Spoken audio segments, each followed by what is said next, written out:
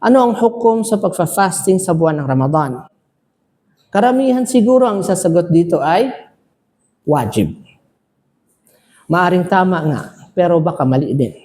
Dahil ang hukmo sa siyamu Ramadan ay maaring haram. Ang hukom sa siyamu Ramadan ay maaring wajib.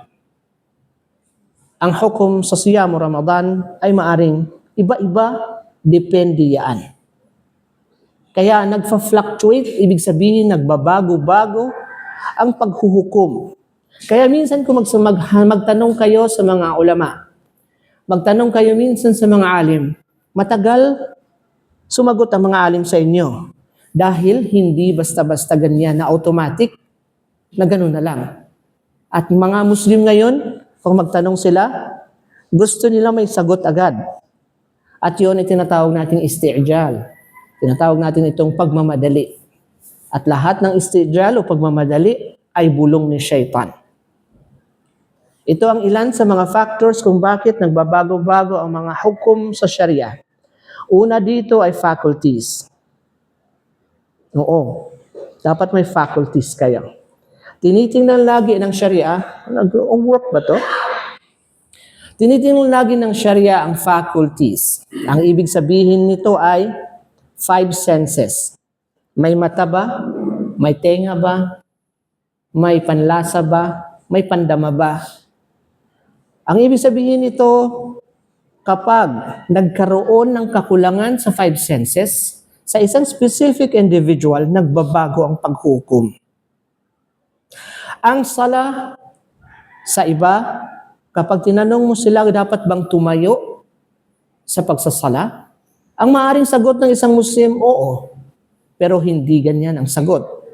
Dahil, pag sinagot mo ng ganyan, pati mga lumpo, papatayuin mo na talaga.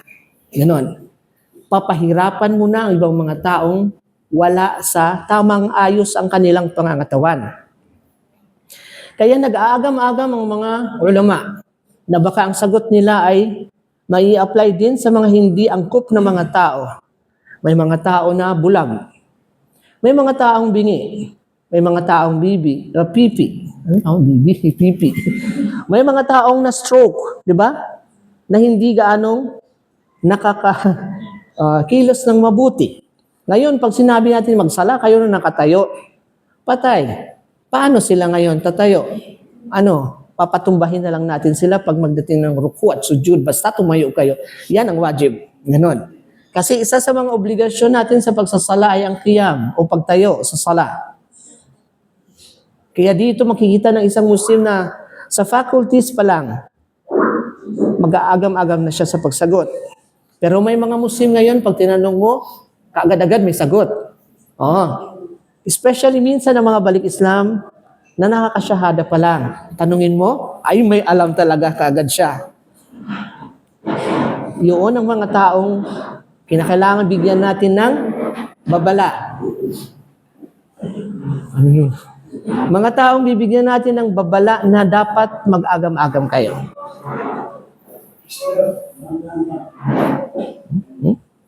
Okay? Okay? Okay. Okay.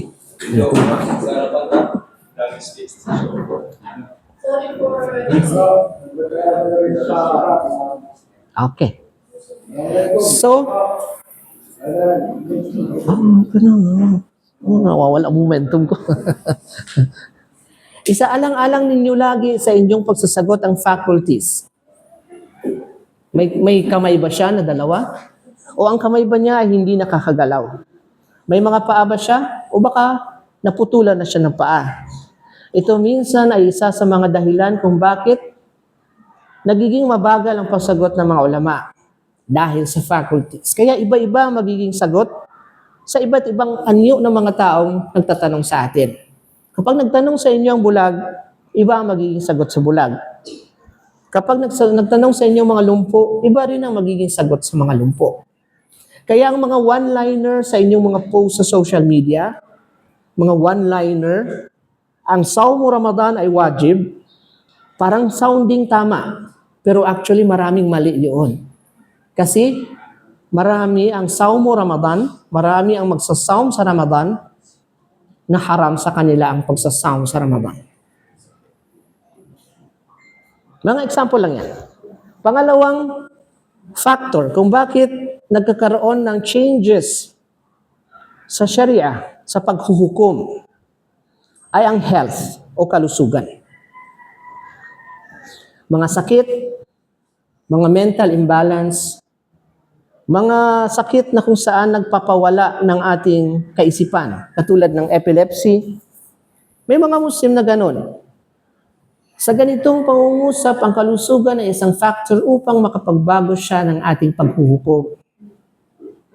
Kaya iba ang magiging hukom natin sa mga tao na kung saan may periods of bouts of insanity. Ibig sabihin, meron silang pagkaeng-eng. Oo. O kaya yung mga tao o mga Muslim na may border on autism, may pagka-autistic. So depende yan sa level of sanity ng isang Muslim. Kaya kung may mga sakit din kayo, nagbabago din ang hukom. Sakit na kung saan minsan nagiging allowed sa mga Muslim ang pag-jammer o pagkukumbine ng mga sala na hindi o haram sa mga Muslim na normal ang takbo ng kanilang pangangatawan. So dito, nakikita niyo na may factor involved ang kalusugan. So hindi basta-basta makakapagsalita ang Muslim kapag may nagtanong. Hindi ganyan kadali. Katulad ng kadalian ngayon sa social media. Pag may tanong, may sagot agad sino? Si Google. Ang ating Sharia ay nagsasabi na i-involve ninyo sa inyong mga kasadugutan kung maghuhukom kayo ang faculties, number 1. Pangalawa dito ay ang status of health o kalusugan ng nagtatanong. Kung nagtatanong sa inyo ay isang tao na kung saan very minimal ang kanyang sense of balance o sense of sanity. Ibig sabihin may pagkaeng-eng, iba ang magiging sagot. Sana naintindihan niyo ang punto na ito. Huwag na natin ikon yan. Pangatlo, na factor sa pagbabago ng mga hukom natin ay ang time, ang oras. Isa ito sa mga bagay na kung saan kinukonsidera natin lagi, ang time. At very clear ito sa oras ng sala. Ang sala ay may waktu na kasama lagi. So sino man ang magsala na wala sa waktu, ang sala niya ay batil o invalid, hindi tanggap. Kung sino man ang magsala ng zuhur na wala pa ang zuhur, kahit gaano pa kalinis ang niyan niyan, haram sa kanyang pagsagawa ng zuhur na yon. Kaya kung sasabihin mo na ang pagsasala ng zuhur ay wajib, parang tama, di ba? Pero may mali. Dapat may kapasubali pa yun nakasunod ng mga sentences. Hindi pwedeng maging one-liner ang paghuhukom sa Islam. Ang sala ng zuhur ay wajib lamang kung nasa waktu na siya. Kung ang tao na ito ay nasa tamang pag-iisip. Kung mga ganong mga kung. Pero ang mga Muslim ngayon gusto nila i-post ang sala ng zuhur ay wajib. At yun ay mayaraming pagkakamali. Kasi baka mamaya wala pa ang waktu. Kahit gaano pa, sinabi natin, kalinis ang niya ng isang Muslim. Kung wala pa ang waktu, haram sa kanya ang pagsasala ng zuhur at nagiging wajib ang pagsasala ng zuhur kung dumating na ang waktu ng zuhur. Kaya dito ang time ay isang factor sa pagbabago ng paghuhukom.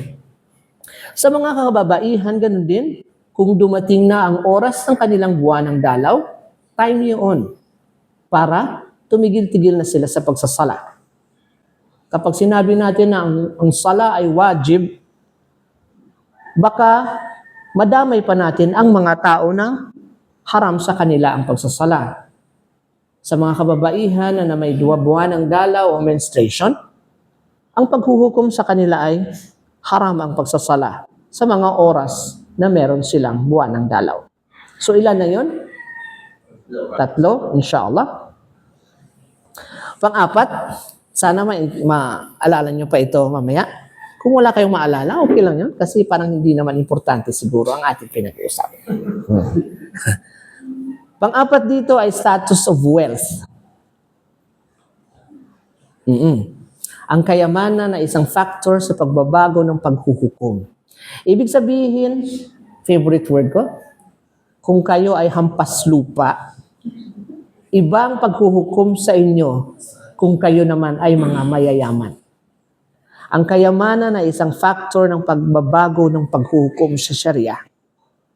Isa sa mga clear examples nito ay ang waktu ng zakah, ang pagbibigay ng kawang gawa na obligado, ay kung may threshold na kayo ng kayamanan. Kaya ang isang mahirap o isang hampas lupa, isang patay gutom. Okay. Oo, masasakit na salita. Pero inshallah, naiintindihan niyo ang punto na yan. Na mangarap siya magbigay ng zakah, kahit ibigay pa niya ang buong kayamanan niya as zakah, naging haram sa kanya ang pagbibigay ng zakah. Dahil, hampas lupa siya. Hindi sa pagdidimin o pagmamaliit sa atin. Okay lang maging mahirap tayo. Pero, ang pagiging mahirap o mayaman, ang pagkakaroon ng financial capability o stability o kawalan nito ay isang factor sa paghuhukom natin sa Sharia. Kaya maraming factor pala. Una dito, sabi natin kanina, faculties, health, sunod? Time, tapos wealth. 4 pa lang yan. Napakaraming factors na iisipin ng isang alim o mufti bago siya magpalabas ng hukom. Ngayon darating itong Muslim na hindi pa nakakabasa ng mushaf o Quran sa Arabic form. Darating siya, pag tinanong siya, may sagot siya agad, bugong. Ang bilis, mashallah. Isa sa mga kadahilanan kung bakit nawawala ng baraka ang buhay ng tao ay dahil nagsasalita siya, especially sa mga kaalamang tungkol sa kapahayagan na wala naman siyang kaalaman. Yan ay nasa tugatog ng pagsisinungaling na kinaklasify ng ating mga ulama. Pang-5 na factor kung bakit nagbabago-bago ang mga paghuhukom ay dahil sa elements of peace and war. Ang estado ng kapayapaan o digmaan ay isa sa mga bagay na nagpababago ng hukom. Ang mga Muslim sa mga oras ng digmaan, iba ang itsura ng pagsasala. Iba ang oras, iba rin ang structure ng ating pagsasala. At ito sa oras ng digmaan na nagpapabago din sa oras ng kapayapaan. So alhamdulillah tayo dito sa Pilipinas, nasa estado tayo ng kapayapaan. Kaya parang normal-normal pa ang ating mga galawan sa pagsasala at pagbibigay ng ibada kay Allah subhanahu wa ta'ala. Pang-ilan na to? Pang-5, isa pang factor kung bakit nagbabago-bago ang Sharia sa paghuhukom nito sa mga tao ay ang geografiya. Geography. Ang kataasan ng lugar, ang kababaan nito. Ang pagkakaroon ng mataas na temperatura o ang kawalan ng init o sobrang lamig. Ang pagkakaroon ng madamihang ulan o kawalan ng ulan. Ang pagkakaroon ng mahabang daylight o sunlight o ang pagkakaroon ng mas mahaba-habang mga gabi. Nagkakaroon ng pagbabago ang Sharia sa mga hukom nito. Parang hindi nyo pa maatim na paano ang pinagsasabi ko, no? At ito ay makikita natin kung kayo ay nagta-travel o nagkakaroon kayo ng paglalakbay patungo sa ibang bansa, iba-iba ang galawan ng mga Muslim. Na minsan magtataka kayo, baka iba ng akida ng mga Muslim na ito. Pero actually hindi. Ang mga ulama ay nagpalabas ng iba't ibang mga hukom kaya nga umusbong ang mga iba't ibang mga tinatawag nating madhab o school of thoughts. Katulad ng madhab ni Imam Abu Hanifa, madhab ni Imam Malik, Imam Shafi'i, Imam Ahmad ibn Hanbal, at iba pang mga madhab na nagbibigay ng variety o pagkaiba-iba ng application depende sa lokasyon at temperatura ng iba't ibang mga bansa o kaya'y mga community involved. Sa Pilipinas, kapag umulan, hindi tayo gaanong nag-jump ng ating sala. Diba? Zuhur Asar. Pumunta ka lang sa mga bansang Arabia. Pag umulan, kaagad-agad. Nagkukumbine talaga sila kaagad ng Zuhur at Asar. Just imagine pag in-apply natin yan sa Pilipinas, araw-araw siguro mag-Zuhur Asar tayo na nakakumbine. O ganun, lalo na siguro pag may mga bagyo. O ganun mga bagay. Pero dahil sa kaibahan ng geografiya nila, nagkakaroon ng ibang application sa ibang mga bansa. Naintindihan kaya ninyo yun? Kaya minsan ang tanong ng mga nagtatanong ay nagdidemand sila ng kadalian sa kasagutan. Pero hindi ganon. May sabr dapat ang isang nagtatanong. Kung ayaw ng imam na sumagot, maghintay siya. Dahil alam niyang tanga siya. Kaya nga nagtatanong siya. Ganong mga bagay.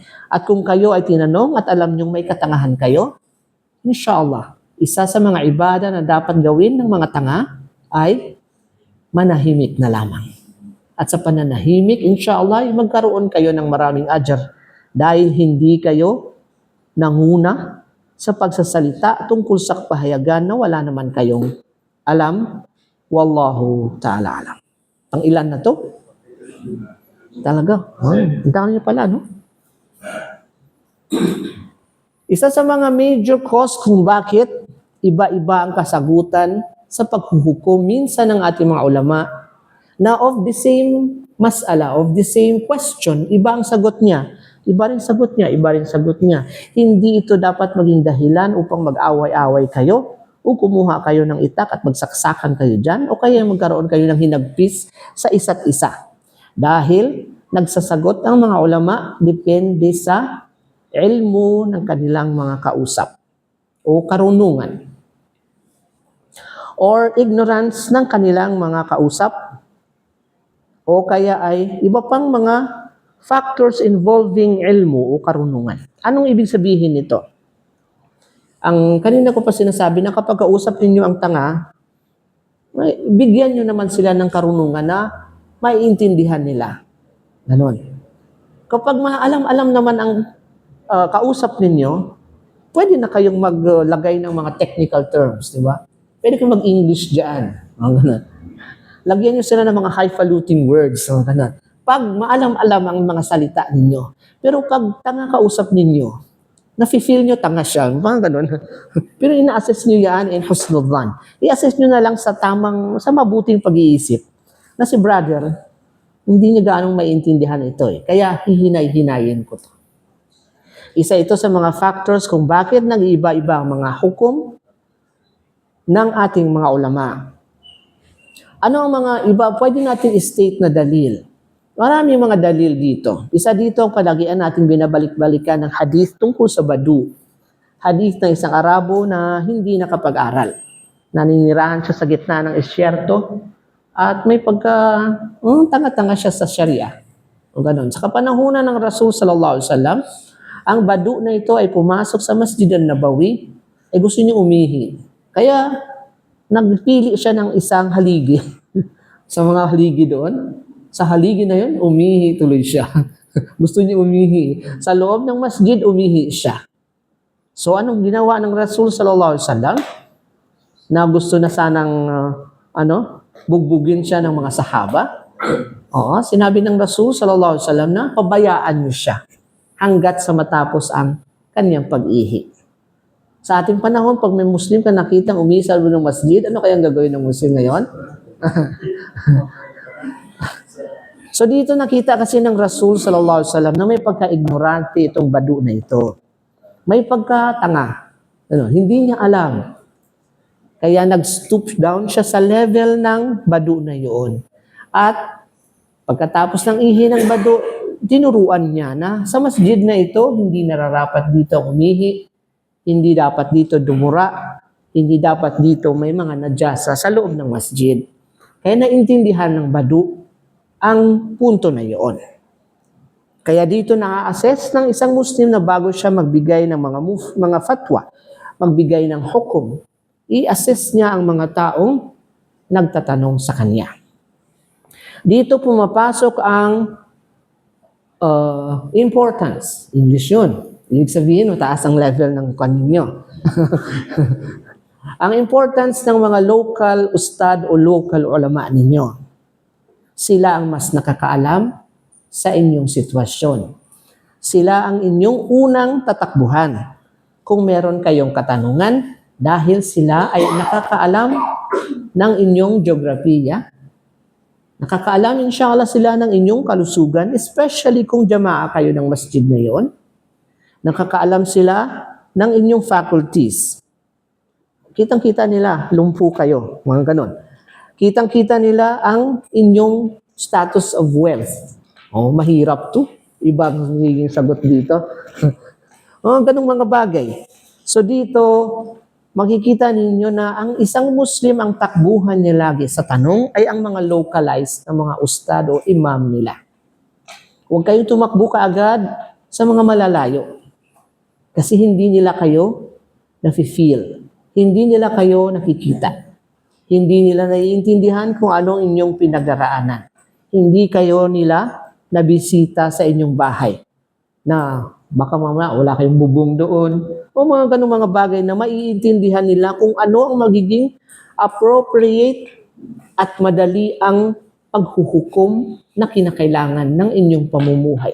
Dahil ang Sharia ni Muhammad sallallahu alaihi wasallam ay naglalayon siya na ilagay ang mga Muslim sa kaayusan, sa kadalian, sa gagaanan.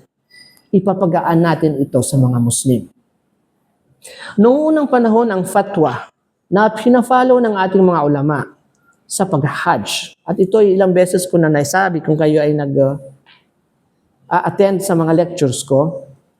Kung hindi naman, hindi nyo nalalaman ito. Ang mga mag-hajj na tamattu, isang uri ito ng hajj, ang kanilang katay noong unang panahon ay dapat manggaling sa kanilang bayan. Ang mga baka o mga tupa, kamelyo, mga kambing, noong unang panahon, hindi pwedeng doon sa Makkah bibili. Ito ang sinusunod noon. Nung nagbago na ang geografiya ng mundo na ito, nagkaroon na ng mga mabibilis na mga eroplano, nagkaroon na ng mga tren, nagkaroon na ng mga barko, nagkaroon ng pag-nilay-nilay, Tagalog ko, ang mga ulama na dapat ipagaan natin ito sa mga kamusliman.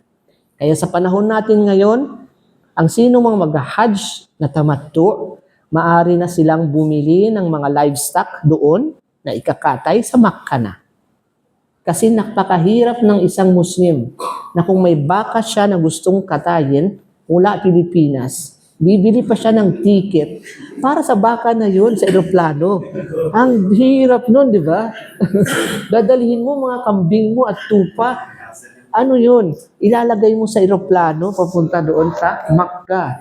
Kaya hindi na siya appropriate na fatwa. Kaya dito nagkaroon ng pagbabago-bago sa mga hukom para sa kagaanan ng mga Muslim sa pag-iibada kay Allah subhanahu wa ta'ala.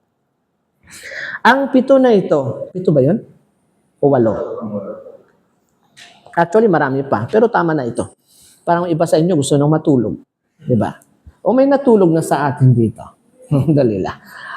Na ito ay mga kadahilanan kung bakit ang mga hukom ay iba-iba. Kaya kung magbago ang mga hukom na ito, may dahilan. May mga factors na kinonsider ang ating mga ulama para iba ang magiging hukom. Ang mga ibang mga dalil natin, tinanong ang Rasul sallallahu alaihi wasallam, ayyul a'mali afdal? Ano ang mga pinakamabubuting mga gawa? May nagtanong sa kanya. Ang una niyang sagot, as-salatu ala waqtiha. Ang sala sa waktu niya. Ang sala sa oras niya. Yan ang pinakamabubuting gawa. Pinakamabuting gawa. May nagtanong na naman sa kanyang ibang tao, ang naging sagot niya, al-jihadu fi sabilillah. Iba rin ang sagot niya. May nagtanong din na isa pa sa iba't ibang mga pagkakataon. Ibang tao rin, sabi niya, ang sagot doon sa pinakamabubuting gawa, al-imanu billahi wa rasuli. Ang pananampalataya kay Allah at sa kanyang Rasul. Parang sabi mo, bakit iba ang sagot niya? Dahil ito sa mga factors na kinonsider na nilahad natin ang iba sa kanila sa ngayong araw na ito. Hindi sa ibig sabihin na nagkakaroon ng pagkakontradict ng mga hadith na ito, pero ito ay mga paglalahad natin na ang sharia natin ay nagkukonsider ng bawat specific individual na gustong mag-ibada kay Allah subhanahu wa ta'ala. Kaya ang mga one-liner na sinasabi natin na gusto ninyong ipa-remind sa mga Muslim sa inyong pagpo-post, sa inyong mga wall, sa Facebook, for example, minsan baka hindi siya encompassing. Baka hindi siya nakakasaklaw sa lahat ng miyembro ng ating komunidad. Baka baka ang inyong post ay para lang sa mga normal na mga Muslim. Paano sa mga na-stroke? O paano sa mga naoperahan na minsan ay nawawala ng malay? Paano sa mga epileptic? O paano sa mga iba pang mga tao katulad ng mga kababaihan na may mga buwanang dalaw minsan? Paano sila? Kinakailangan, obligasyon kasi ito ng mga ulama na ang mga fatwa na ito, kung ito ay tinanong ng isang specific individual, para lang yon sa specific individual. Pero kung may mga fatwa na amma o pangkalahatan, sasaklawin niya ang lahat ng mga individual na miyembro ng komunidad. May kalusugan man sila o may sakit. May kayamanan man sila o mahirap. So ito ang lahat na itong mga salimuot na pag-deliberate ng ating mga ulama kung ano ang magiging hukom na depende sa tanong, na depende rin sa nagtatanong, ay may pag-iisip-isip, may pagninilay-nilay, may pagsasaalang-alang. Hindi ito automatic na ganun na kaagad ang kasagutan. At ito ay isang pagbibigay natin ng babala sa ating lahat.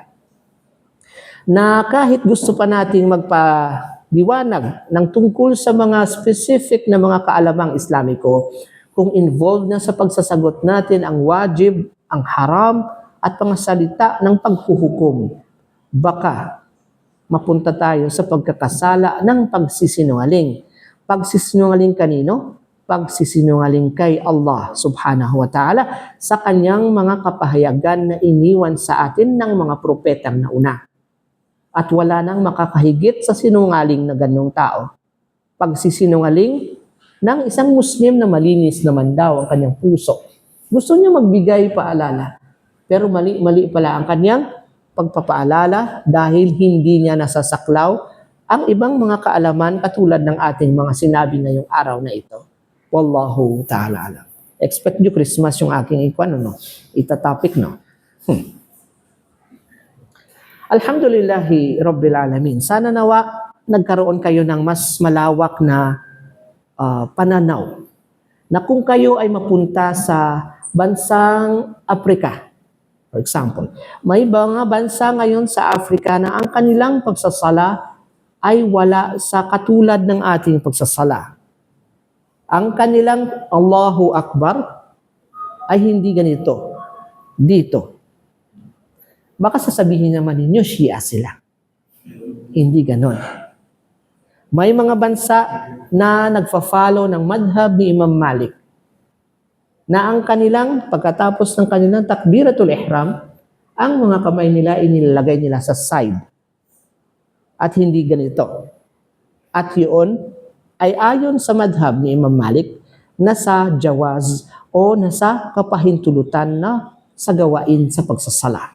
Hindi ka agad-agad na mag-assume kayo na Shia sila. Naintindihan di ba ninyo? Sana maging malawak ang pananaw ng mga kamusliman. Gusto ko lang palawakin. Wala naman tayong topic in a sense na specific, di ba? Hindi ko naman sinasabing kayo ay mga hampas lupa o mga gano'n. Pero ito lamang ay mga pag-broaden ng ating perspective sa Sharia. Alhamdulillah. May mga natutulog O kaya nabibigla. May mga Muslim din na nagsasala na hindi katulad ng sala natin sa waktu na ating ginagawa. May ibang mga bansa ngayon na kung saan ang kanilang dhuhr ay malapit-lapit sa asar. Dahil sa factor ng kahirapan. Sinasabi ng mga ulama, after Fajr, mag-business kayo. Hanggang sa kaduluduluhan ng waktu ng dhuhr. Kaya ang ginagawa nila, pag malapit-lapit na matapos ang dhuhr, doon lang sila mag-iqama ng kanilang dhuhr. Pag salam nila sa kanan at kaliwa, mag-iikama ka agad. Kasi pumasok na ang asr. Konsiderasyon ng mga ulama sa kahirapan ng bansa nila. Pero nasa waktu pa rin ang dhuhr nila. Dahil hinabol nila ang katapusan ng waktu. Sa Pilipinas, hindi mo makikita na ang mga masjid ay mag-iikama sa, kung ang asr ay alas 3:08, mag-iikama sila ng alas 3. Sabihin ng iba, na late na kayo. Pero hindi ganon. Dahil sa konsiderasyon sa kahirapan, sige, magtrabaho kayo, pero magsala kayo sa waktu pa rin ng sala. Habulin natin. Dahil sa pangangailangan ng kayamanan, nagtatrabaho sila na sinistretch nila ang mga waktu na ito bilang konsiderasyon. Kaya sa isang magbibigay ng hukom, sabi natin, ang focus o ang layunin ng ating Sharia ay konsiderasyon, pagpapagaan. Kailangan magbigay ka ng paalala sa iyong brother o sister nang may pagpapagaan sa kanya. Nang may layunin na kinukonsidera mo ang lahat ng factors ng kanyang sitwasyon. So mahirap yan. Kailangan at least marami kang alam sa taong nagtatanong bago ka makasagot. Kaya ang unang obligasyon ng mga kamusliman as a jamaah ay hanapin ninyo ang tali na nagbibigkis sa inyong mga puso. Maging magkakapatid kayo para kay Allah. Kaya kung magkakapatid kasi kayo para kay Allah, makikilala niyo ang isa't isa. At kung makikilala niyo ang isa't isa, magiging madali sa inyong pagpapaalala sa isa't isa ng may kaayusan, ng may kadalian, ng may kagaanan, at hindi kayo nakakasakit. At ang problema dito minsan, pag may mga magbagong mga Muslim, sa kagustuhan natin na malaman nila ang anong Islam, isang araw lamang binagsak natin sa kanila ang lahat ng mga hukom ng Islam. Kakasyada pala. Bro, ito wajib, ito wajib, ito haram, ito wajib, ito wajib. Uuwi ang bagong Muslim na yon na marami siyang stars na nakikita. Duling na siya. Dahil sa pinabigatan ninyo ang isipan niya.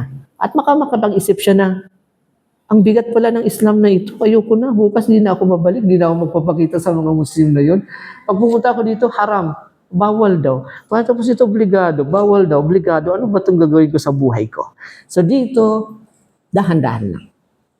Kung kaya na ninyo, o sige, bigatan na natin. Pero, wag sa unang mga araw ng mga bagong Muslim. At kung may mga makikita kayo ng mga Muslim na hindi gaano marunong magwudu, as an example, huwag niyo kaagad sitahin. Huwag niyo kaagad ipakita na ako alam ko, ikaw hindi. Marunong ako, ikaw, may tanga-tanga ko eh. Huwag niyo ipakitang ganon. Kahit maganda pa ang layunin ninyo, hanapin muna ninyo ang pagiging magkakapatid para kay Allah. Hanapin ninyo na makilala ninyo siya. Para inshallah kahit in the future, kung magkakapatid na kayo para kay Allah, sampalin mo yung brother na yan. Pag alam niyang sinampal mo siya para kay Allah, hindi yan magagalit. Pag alam niyang compassion ang nagmumove sa'yo upang saktan siya. Pero yung ngayon lang kayo nagkita, sinita mo siya. Ganon. Ang sakit na sampal yun. Di ba? Naintindihan ba ninyo yun? Yan ang magpapabago ng mga hukom ng ating Sharia. Kaya minsan, pag may nakita kang pagkakamali, mas maina muna manahimik. Pinapalampas muna natin yan hanggat sa makilala natin ang tao. Kasi baka hindi niya naiintindihan. Baka ignorante pa siya. baka bago pa siya sa Islam. O kaya, ang level ng kanyang knowledge ay sobrang baba. Super ang kanyang katangahan. Noong mga taong minsan, ilang beses mo na sinabi, hindi pa rin nila nagigets. Parang hindi mo maintindihan, anong bang klaseng tao ito? Parang ganun. May mga taong ganun. Kaya sa isang Muslim, tingnan niya ang mga kausap niya. I-assess niya ang sitwasyon ng mga taong nakakapaligid sa kanya, ang jamaa na ito. Hanapin niya kung anong kahinaan ng kanyang mga kapatid in a sense upang matulungan ang mga kapatid na ito sa tamang kapamaraanan na mapalakas ang kanyang sarili sa pag-iibada kay Allah subhanahu wa ta'ala. Sana may nakuha kayong mga punto. At ang punot dulo, sabi natin kanina ng ating lecture ay pagbibigay babala sa mga kamusliman na ang pagbibigay ng hukom ay hindi basta-basta. Marami tayong dapat isaalang-alang, maraming factors to consider, maraming dapat na ipagnilay-nilay o pag-iisipan bago magpalabas na ito ay wajib, bago magpalabas na ito ay haram, bago ganyan. Dahil iba-ibang tao, iba-iba ang kanilang estado, iba-iba ang kanilang mga problema. Naintindihan ba ninyo yun? Kaya minsan may mga fatwa tayo na pinagpapasapasahan na lang ng mga tao. Kasi sabi ni Imam ganyan.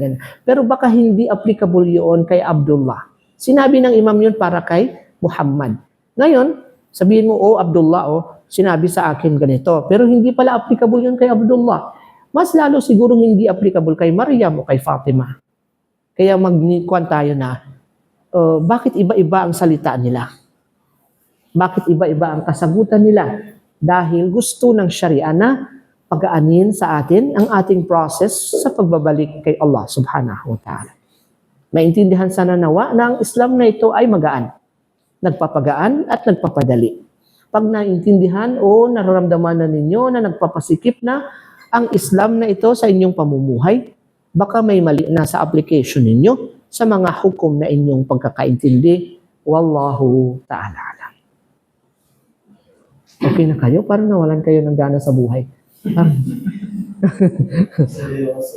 Okay na, alhamdulillah, maaari na tayong magtanungan kung may mga katanungan tayo sa ating lecture ngayon at okay may mga pwede tayong isagot kung may kaalaman tayo sa inyong mga katanungan. Alhamdulillahi Rabbil Alamin. Walang sagot, walang tanong. Walang. Yung mga gusto na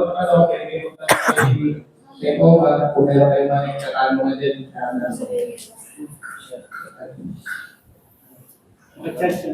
Isa-isa lang. Tanong mo na.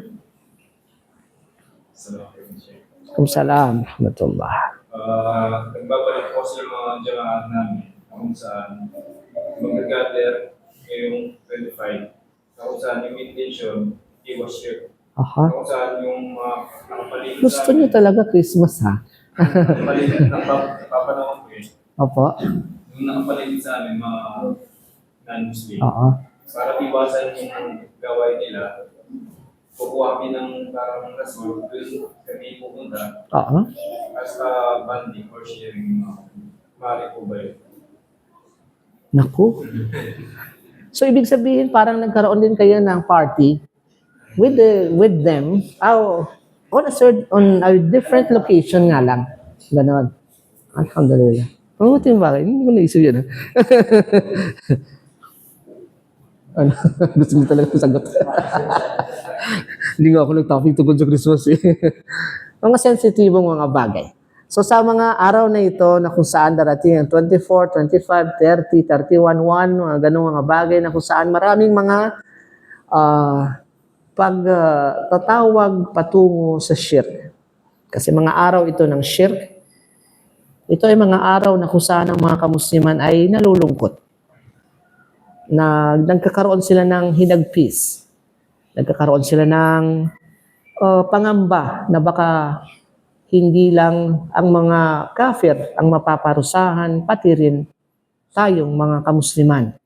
Dahil pag dumating ang bala, pag dumating ang mga pagsubok mula sa kalangitan, wala na yaang diskriminasyon. Kung sino nandyan sa lugar na yan, lahat tatamaan. kung bababa yan. Pag hindi malakas-lakas ang mga nagdudua kay Allah sa lugar na yan, ang bala na pabababa ay bababa talaga. Pero kung malakas-lakas sila sa pagdudua kay Allah subhanahu wa ta'ala, ang bala o ang pagsubok na bababa ay maaring malihis sa kanilang kinaroroonan. Ano ang gusto mo talaga? Kaagad-agad yung sagot. Ano ba talaga? Itong mga pag-gather natin ay yung mga pag-gather supposedly ng pagninilay-nilay natin.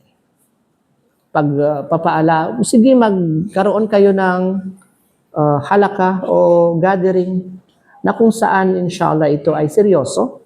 Gathering na kung saan ay siguro uupo kayo na para kayong nag-i'tikaf, na para kayong nasa tahajjud o kaya pagbabasa ng Quran.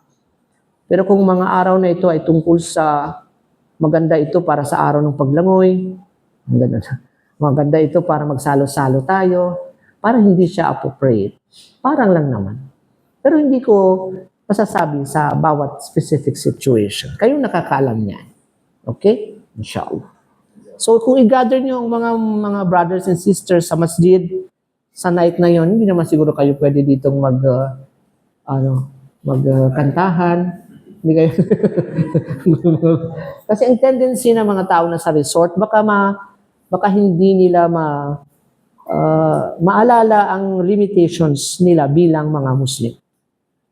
Na mga paalala na naman. Pero kung may mga paalala talaga kayo at gusto niyo talaga sa resort kayo, magkaroon kayo ng mga activities na may pagkaseryoso. Mga pag-aalala ito kay Allah subhanahu wa ta'ala. Kasi mga araw na ito ay araw ng shirk. At wala nang hihigit sa shirk ng pagturing na si Allah subhanahu wa ta'ala ay nagkaroon ng anak at siya ay ipinanganak o kaya'y nagkaanak. Itong mga paratang nila na ito kay Allah subhanahu wa ta'ala ay may mga ayan na nagsasabi na kung maari nga lang na mabiyak ang kalupaan, maguho ang kabundukan, malaglag ang kalangitan, ay dahil ito sa pagsasabi nilang si Allah ay nagkaroon ng anak. So sa mga araw na yon, kung ganyan ang mangyayari, magre-resort pa ba tayo? Kayong mag-iisip yan. Wallahu ta'ala alam. Walang sagot, no? Opo? Sa karamihan ng mga karisyon ay especially sa dama akutip. Karamihan sa mga nila ay dahil na sila sa presensya ng at usap-usap sila na sila ay dalawa ng pagpipito para ng mga pagpipito naman para maayos sila sa tradisyon ng Okay. So, ito naman sa mga reason, hindi iwas sila sa kanila. Oo. Alhamdulillah. Kung ang pag-iwas sa shirk ay isa sa mga kadahilan, especially sa mga balik Islam na wala silang family support. Yung mga balik Islam na iisa lang silang Muslim sa bahay. At lahat ay Kristiyanong kasama. Pag medianoche o noche buena, diba magkakainan sa ika-12 sa midnight, gising lahat. Parang nakakahiya namang magtutulog-tulugan ang Muslim doon. Di ba? Tutulog-tulugan siya doon. Siyempre, kung nasa bahay siya, kasama niya lahat, mga kafir, anong gagawin niya? Hindi makikikain din siya. Makikisama din siya, mga ganung mga bagay. So kung ginigir ninyo na mag-iwas ang mga tao sa ganyang kapamaraanan, okay naman, wala namang problema na mag-gather kayo para maiwasan. Kasi ang punto ko dito ay sana sa kaseryosohan. Sana sa pag-iisip na itong mga nagpaparatang kay Allah subhanahu wa ta'ala ay maaring makaguho ng buong mundo. Maari itong sobra sa galit ang Allah subhanahu wa ta'ala. So, i-gather nyo sila. Pero kung ano ang inyong gagawin, wag naman sa sobrang mga pagkakaroon ng kasiyahan. Mga araw ito ng ating pagluluksa in a sense. At kung sinasabi ninyo na ito ay mga pagbubuhay tradisyong Muslim Hindi naman. Wala tayong tradition set. Wala tayong specific na Muslim tradition sa mga bagay na ito. Huwag natin gawin ito na parang sunnah. Katulad ng Maulid, for example, na birthday now ng Rasul sallallahu alaihi wasallam, na nagiging every year na. Kasi kung simulan natin sabihin, sige gawin niyo yan every 24, every 31, baka magiging katulad ito ng Maulid, ang Nabi, na nagtitipon-tipon tayo para gunitain ang buhay ng Rasul sallallahu alaihi wasallam. Naintindihan ba ninyo ito? At itong December 24 na ito ay pag sinasabi nila, ay Maulid talaga ito ng Nabi. Isa, alayhi salam sinasabi nila. O baka kung gagawin natin itong tradisyon na nag-gather din tayo, baka in the future mapipick up ng ibang mga Muslim na sunnah ito. O kaya every year gawin natin ito. Ganon. So kung kaya ninyo sa 24, sa next year siguro gawin nyo ng 25, the next year gawin yung 26, iba-ibahin ninyo. Pero dapat ang kaseryosohan nito ay i-emphasize ninyo sa mga gathered persons around na ito ay mga araw ng ating pagdama ng kabigatan ng shirk na pinagagawa nila. Wallahu ta'ala. O di ba? Nawalan kayo ng pag-asa sa buhay. Hindi maganda yung dala ko ng mga kasagutan. Ay, hindi tayo mag-gather. Assalamualaikum warahmatullahi wabarakatuh. Assalamualaikum.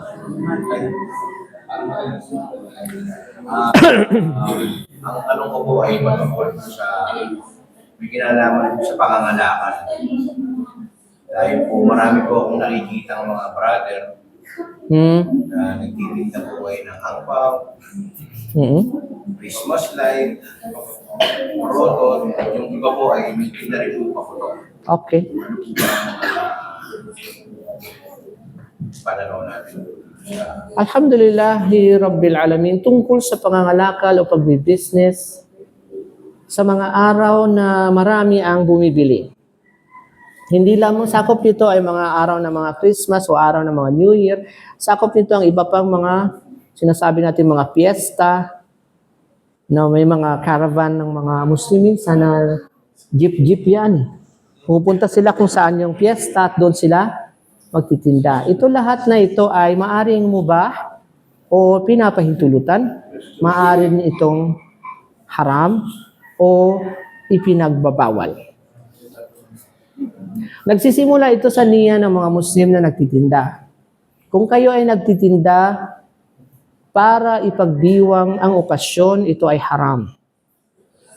Kung kayo ay nagtitinda dahil sa kayo ay nakikisabay sa pagdiriwang nila, ito ay haram. At alam ninyo, inshallah, ang niya ninyo. Huwag ninyong dayain sarili ninyo. Dahil matino kayo, inshallah. Wala naman sigurong baliw sa inyo dito para dayain sarili. Dahil maliwanag sa inyo kung anong niya ninyo. Kung ang niya ninyo ay tungkol sa pagbibenta. Nagbibenta ako dahil nagdiriwang sila. Ito ay haram talaga. Pero kung ang niya ng isang Muslim ay nagbibenta siya para sa kita, para sa pagpapalakas ng kanyang financial status, ito ay magiging mubah o pinapahintulutan. Kaya magbenta kayo.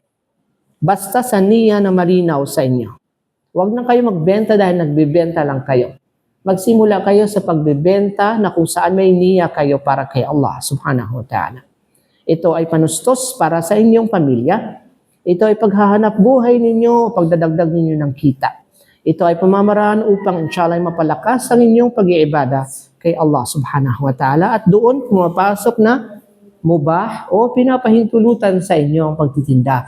Kahit kayo ay magtinda sa anumang araw sa taon, kahit kayo ay nagtitinda sa gitna ng plaza na may mga santo-santo, hindi kayo ipinagbabawalan sa pagtitinda kung ganyan ang niya ninyo. So nagsisimula yan sa niya. Maging malinaw kayo sa niya. Kung anumang araw kayo magtinda, basta walang involvement dito sa niya na masaya sila, kaya masaya din dapat ako, ganun-ganun mga bagay. Ang pagbibigay ninyo minsan ng mga discounts dahil sa ito ay maraming nagbibili, inaalaw kayong magbigay ng mga discounts o kaya magbigay kayo ng mga freebies dahil maraming bumibili o kaya bultuhan ang kanilang pagbili, allowed sa inyo basta sa niya ninyo na pinapangalagaan na ito ay upang makahanap kayo ng mga taong in the future ay babalik-balik sa inyo, mga suki ninyo. Allowed sa inyo itong mga ganitong mga kapamaraanan at hindi ito ipinagbabawal. Sa mga goods na ibibenta ninyo, any goods na marami ang application na paggagamitan sa ating pang-araw-araw na buhay sa dunya, ito ay allowed ninyong ibenta. Oo. Maliban sa mga goods na specific na ginawang haram ng Islam. Katulad ng pagbebenta ninyo ng ham. Just in case maisipan nyo, maham pala ako. Okay. O kaya mag-isip kayo, magbenta ako ng pork, o ganun mga bagay. Kasi marami ngayon gagawa ng liempo, mga ganun mga bagay.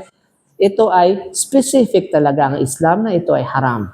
Pero sa mga goods na kung saan maaring ilagay sa haram, maaring ilagay sa mubah, ito ay binibigyan ng discretion o pagpapaumanhin ng Islam.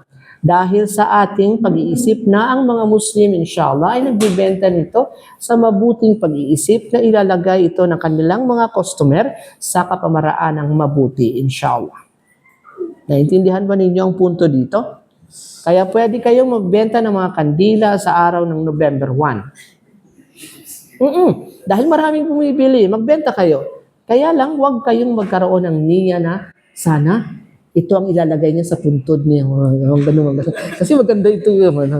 Baka ganun ang niya ninyo. Magbenta kayo dahil sa ito ay mubah ninyo ibenta. Kasi ang kandila pwedeng ilagay yan sa harap ng isang santo. Magiging share. Ang kandila pwede namang ilagay sa bahay na walang kuryente. Okay, alam mo kung saan nila paggagamitan, pero may paggagamitan silang pwedeng mubah. Basta may application na iba, aside sa haram, ito ay allowed ng isang Muslim na ibenta. Katulad ng Christmas lights. Ang Christmas lights, pinangalan ng Christmas lights dahil maraming bumibili nito ngunit Christmas. Nilalagay ito sa Christmas tree, mga kuti-kutitap na yung mga pinaglalagay nila. Pero pwede na naman itong gawing dekorasyon sa room. Pwede ito sa kahit hindi December o January. Gusto mo lang na may ganun-ganun sa bahay. Ito ay allowed sa isang Muslim na ibenta dahil may ibang application aside sa bagay na haram. Ganyan kalawak, ganyan kagaan ang Sharia tungkol sa mga business, sa goods na mga binibenta ng ating mga kamusliman. So anything related to Christmas na mga goods. Pero merong iba pang applications nito aside from Christmas, ito ay allowed ibenta ng isang Muslim. Kahit Christmas wrapper yan. Ang Christmas wrapper, allowed yan ibenta ng isang Muslim. Papel lang yan. Naintindihan ko ninyo yun? Wrapper yan. Pinangalanan niya ang Christmas wrapper. Oo. Mga ganong mga bagay. Ang mga dolls, ang mga toys na yan, allowed yan sa isang Muslim na ibenta. Ang mga panty, kung ibibenta kayo ng mga brief, mga panty, baka isipin ninyo, baka makita aura ng mga tao na bibili nito. Hindi ganon. Ibibili nila yan dahil dagdag yan pang takip ng aura nila. Mga ganong mga bagay. Isipin ninyo ang kabutihan muna para magkaroon kayo ng kalawakan sa application ng pagbibenta ng mga goods na meron kayo. Pero sa mga goods na wala nang ibang use except for Christmas, ito na ay pinagbabawal natin. Okay, nakita niyo ba ninyo yun? Kung meron kayong mga balloons o meron kayong mga inflatables na Santa Claus ang itsura. Di ba? Yung lalagyan nyo ng hangin, tapos Santa Claus ang itsura niya. Kapag may naisip kayo na pwede itong igamit sa ibang mga kapamaraanan aside sa pagiging decoration nyo sa Christmas, baka allowed kayong ibenta ito. Pero kung wala kayong naisip na pang Christmas lang talaga ito, kaya nagiging haram talaga ito na ibenta. Naintindihan ba ninyo ang punto dito? Huwag ninyong isikipan ang inyong mga goods na ito at ibigay na ito ay haram, ito ay haram, ito ay haram dahil ang Sharia ay mapagpaumanhin, pinapagaan niya ito. Kaya sa isang Muslim na gustong magbenta sa mga kapanahunan na ito, kung ito ay mabili, at meron itong application na mubah o pinapahintulutan sa ibang pagkapamaraanan na hindi Christmas, ito ay allowed sa isang Muslim na ibenta. Wallahu ta'ala alam. Sana naintindihan ninyo ang punto na ito sa pagpapadali. Alam kong may mga nagsasalita ng tungkol sa pagiging haram ng mga bagay na ito, pero I think kinakailangan nilang umuwi muna sa Pilipinas. Kasi usually mga doon yan. O muli sila sa Pilipinas at manirahan muna sila dito ng 5 taon. O, tingnan natin kung hindi magbabago ang mga pagsasalita nila. Kasi andun sila sa bansang hindi pwede daw ang Christmas. Naintindihan ba ninyo yun? Inshallah. Alhamdulillah. So meron pa kayong katanungan? Dahil, meron talaga. Hindi kaya sa pag-support sa kanilang tradisyon. Alhamdulillah. Ngayon yung kanilang tradisyon, sumusuport para sa kanilang nakagawin ang tulad na Parol? Christmas nila. Ngayon yung Christmas pa. Di ba pag sinuportahan mo yung isang naliban ng paniniwala, hindi ka makilang yun ang Opo. Alamin ng bawat Muslim na sa kalakaran o sa tijara o sa pagkaroon ng kalakal, lahat ng goods ay halal. Yaan ang original na estado ng pagbabatas. Al-aslu fil buyu al-ibaha. Sinasabi ng mga ulama yan na ang original na estado ng pagbabatas sa pagbebentahan ay halal lahat o mubah lahat. Maliban sa mga specific na ipinagbawal ng Islam. Sa mga goods ito. Kung ano ang niya ng mga bumili noon, wala na tayo doon. Once ang mga goods ay nabenta na, hindi mo na hawak kung ano ang gagawin niya sa binili niya sa'yo. Ang example niya, bumili siya ng kandila. Di ba? Tapos, November 1. Siyempre, isipin mo, naku, kasama ako sa mga nagpapalaganap ng tradisyon sa November 1. Pero hindi mo mapanghawakan ang puso o niya ng mga nagbibili sa iyo. Wala ka nang pakialam doon. Basta alam mo, ang kandila, nilalagyan niya ng, sinisindihan niya para magkailaw. Pakialam mo kung pagkatapos na bilhin sa iyo ang kandila, kinain niya ito. O, kung kinain niya ito sa harap mo, ang gagawin mo? Okay, nagbibenta ka ng pandesal. Tapos, sa harap mo, ang ginawa niya sa pandesal, nilagay niya ito sa kanal. Kinakailangan wala kang reaksyon doon. Siya ang may hawak noon, ang kapangyarihan o niya niya, wala ka na doon. At ang pagsasabi na ito ay pag-susupport sa mga tradisyon nila. In a sense, ito ay dapat i-implement supposedly ng mga may hawak ng kapangyarihang Islamiko. Sa atin, sa Pilipinas, walang Islamic power o governance na sinasabi. Binapalawak natin ang application ng mga goods and services na ito sa Pilipinas dahil sa kakitiran, kasikipan ng ating kondisyon sa Pilipinas. Kung magsimula tayong maging stricto sa lahat-lahat, nga ang kahihinatnan ng mga Muslim na Pilipino dito. Just imagine, ang pagkuha ninyo, withdraw ninyo ng pera sa ATM, may riba yan. Pag pinagbawalan namin kayo lahat, walang Muslim na dapat magbukas ng any bank account. Anong mangyayari nito? Bawal sa inyo ang kumuha ng motor o kotse dahil dadaan talaga yan sa bangko. Bawal sa inyong magpag-ibig, magkuha ng mga bahay, bawal lahat. Pinatay natin lahat ang mga kamusliman. So dito lahat ito na pinagsasabi ko in the future kung magkaroon ng Islamic governance, Islamic power ang Pilipinas, magkakaroon ng pagbabagong salita na ito. Pero dahil sa kasikipan ng ating kondisyon, dapat nating bigyan ng konsidera, pagpapagaan at pagpapalawak ang ating mga goods na ibinibenta. Wallahu ta'ala alam. At sa pag-support sa mga tradisyon na yan, ang mga tradisyon ng mga kafir na yan, it will be still ongoing yan. Ongoing yan unless meron tayong alternative. And ang alternative natin ay magkaroon tayo ng kalakasan.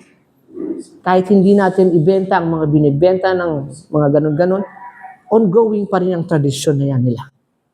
And we do not support them. Walang Muslim sa tamang pag-iisip ang nagsusupport sa ganung mga bagay. Itong mga pananaw na ito ay, katulad ng sinabi natin kanina, ay nasa fluctuation. Ever-changing ito as more Muslims, more people, inshallah, enter Islam sa Pilipinas, magkakaroon ng pagbabago ang mga pagsasalita sa hukom na ito. Wallahu ta'ala alam. Pero kung take ng sarili mo, kung stricto ka sa sarili mo, edi sa sarili mo lang yon. Hindi mo pwedeng ma-impose ito sa iba. Naintindihan ninyo yun? Kung kaya ng Muslim na mag-saum Mondays and Thursdays, as sunnah na saum, hindi niya pwedeng sabihin sa brother na sabayan mo ako. Dahil baka ang brother na yon mahina-hina pa ang iman niya. Kung sabi niya, ito na naman, fasting na naman ako, sakit na ng tiyan ko eh. Ganun mga bagay. So kinakailangan palakasin yung iman ninyo. Kung malakas iman ninyo, kaya nyo yan. Pero baka yung mga katabi ninyo, mahina-hina pa, kaya hindi nila kayang mag-sunnah na saum, hindi nila kaya magtahajjud, hindi nila kaya mag-ibada katulad ng ibada ninyo. So, ang isa pang factor na hindi natin sinabi kanina ay ang level ng iman. Kinukonsidera din yan ng Islam. Wallahu ta'ala. Sana naintindihan ninyo ang punto na ito. Bakit Christmas yung pinagtatanong ninyo, hindi tungkol sa lecture ko? Alhamdulillah. Isa na lang, inshallah. Wala na, di ba? Isa na sa... bakit ikaw lagi? Waktu ng sa... Opo. Nabanggit pa nila siya na ito yung minsan na amin mga special mga muwati, yung mga nagtatawag ng sala. Opo. Na ang oras ng sala, kung minsan ay bumaba sila na sa ano yung sa Facebook yung sala na nakalagay na pero ang suna, katulad na ng insulot natin, katulad ng ang padya, lalo magpukuloy-way, kung pala papasok ng wakto. Ayun sa doon, pagkanis ng noble. Opo. Ang tuloy ko dito, kung isa hindi pa natatapos yung gano'n mo, para dapat yung oras, mag-aabal. Kaya mag-aabal yung mga tingnan, susunod ka ngayon doon. Tapos, yun na nga, katulad ng sinabi mo na siya, wala pa sa oras yung sala. Okay. Kung may papaliwanag. Ang masasabi ko lang, ang ating mga waktu na ito ay ever-changing din ito. Hindi tayo stricto sa mga waktu na ito. Ibig sabihin, hindi naman sa hindi stricto, kung hindi tayo on the dot. Pag sinabi sa app ninyo na 4:52 o 4:51 ang Fajr, hindi naman 4:51 talaga yan. Pwede baka 4:50 yan, baka 4:53 yan. So ang muadzin, kung siya ang muadzin, he has the choice to do the adhan kung kailan niya gusto. And we think na ang muadzin na yan ay responsible. We will always think of a Muslim in the better way. Pag-isipan natin ang mga tao na ito ng kabutihan. Kapag na-late sila, baka ibigyan natin sila ng excuses. So kung ang waktu sa app natin nagsasabing 4:51 sa Fajr, tapos nag-aadhan siya ng 4:41, we have to respect. He is the muadzin. And let it go. I-excuse ninyo. Ang mga karamihan ng mga bangayan ng mga Muslim ay nagsisimula sa hindi ipag-let go. Hindi pagbibigay ng excuse. Kung may mga brothers na firm sa bagay na yan, at ikaw ang nakakaintindi, obligasyon mong intindihin.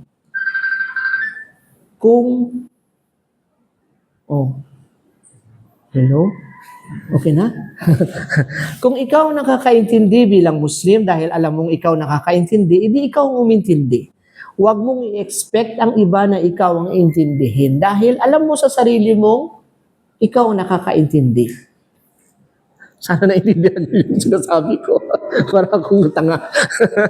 Ang isang Muslim, naaayos ang mga bagay-bagay dahil sa pagbibigay ng paumanhin. Ipagpaumanhin ninyo ang kakulangan ng muadzin ninyo ipag-aumanhin ninyo ang kalabisan minsan, and inshallah, everything will be okay. Ang pinaka-importante dito talaga is the ability to have the power to excuse. Pag hindi sila nakapunta, pag-isipan mo na lang ng kabutihan, inshallah.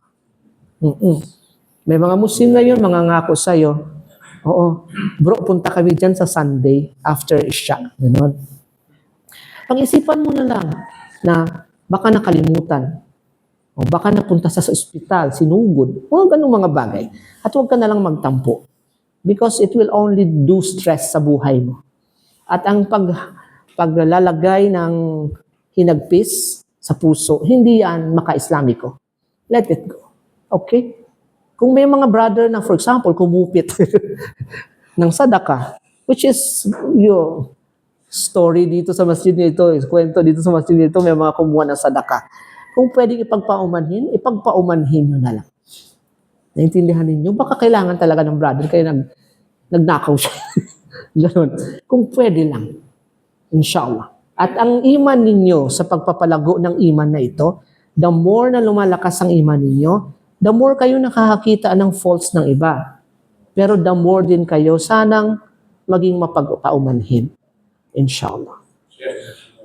Akala ko tapos na. O last na to Okay. Bismillah. Bigyan mo na siya. Dahil po, pinagalingan niya. Assalamualaikum warahmatullahi wabarakatuh.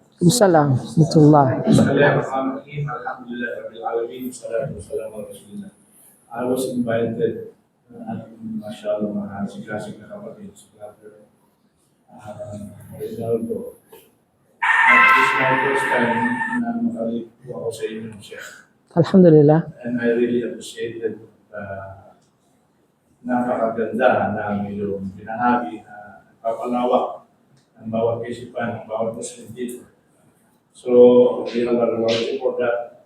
Clarification lang dun sa first question na kapatid. Si Brother Luis. Actually, dun sa raise ng question, isa ako sa militan. Okay.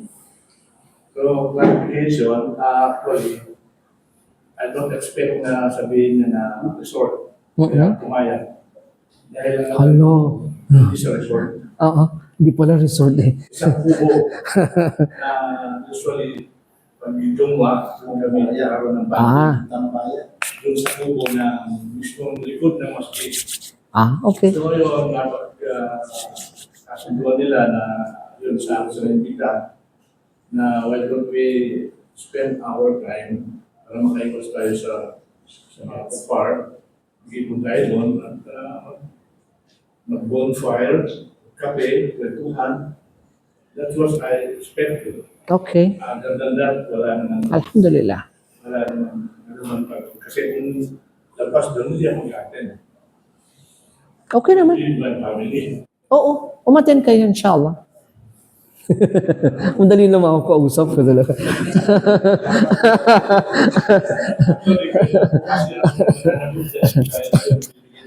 Hindi naman. Kaya sabi ko, kayo ang gagawa niyan. Kaya sabi, kung gusto nyo, hindi gawin nyo, trip nyo yan. Pero ang mga gatherings na ito, ang pinakapunto ng sagot ko kanina ay, sana maging seryoso. May structure ang program ninyo sa pag-gather na yan. Hindi lang kayo nag-gather dahil sa ayaw ninyo sa bahay ninyo, sa mga party-party nila.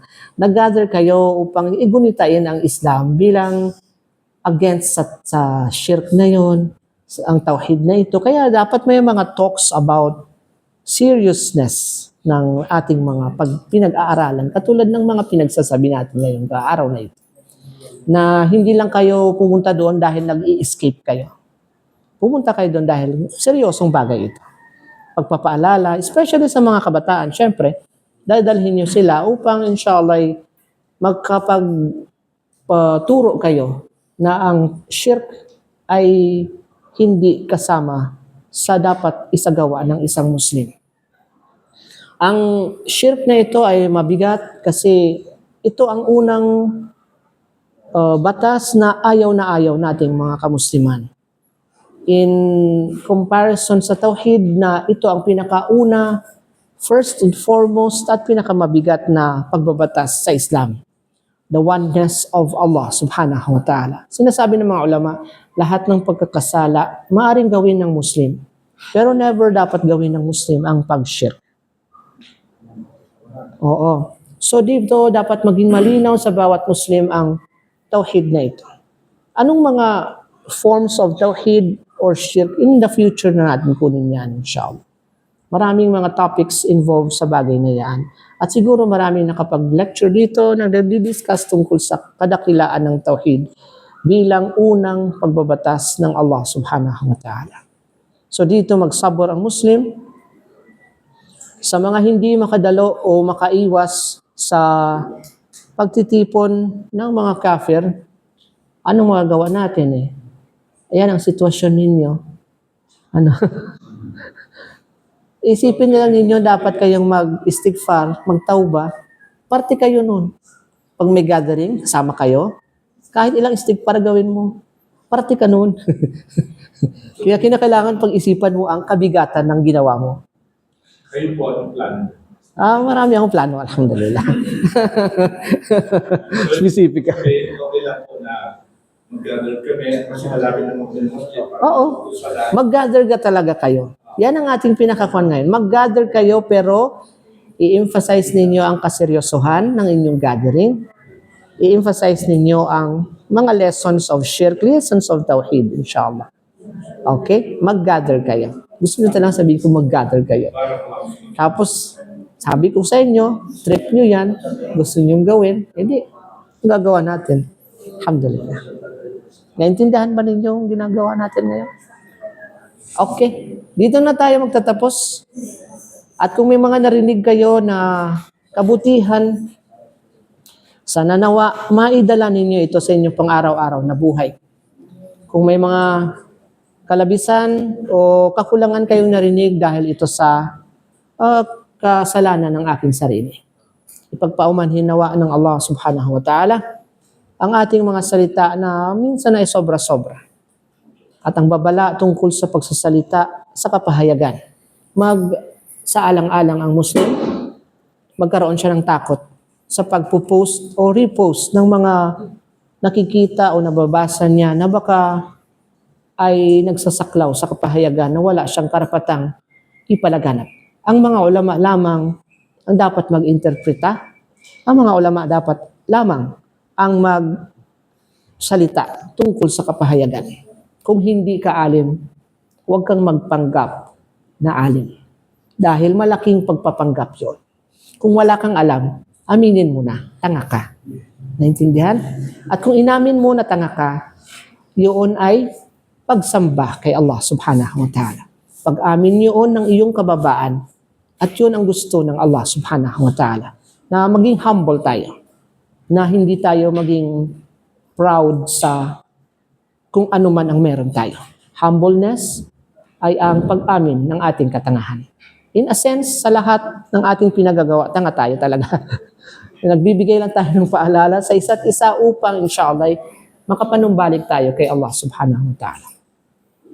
Subhanakallahumma wa bihamdik. Nashhadu an la ilaha illa ant. Nastaghfiruka wa natubu ilayk. Wassalamu alaikum wa rahmatullahi wa barakatuh.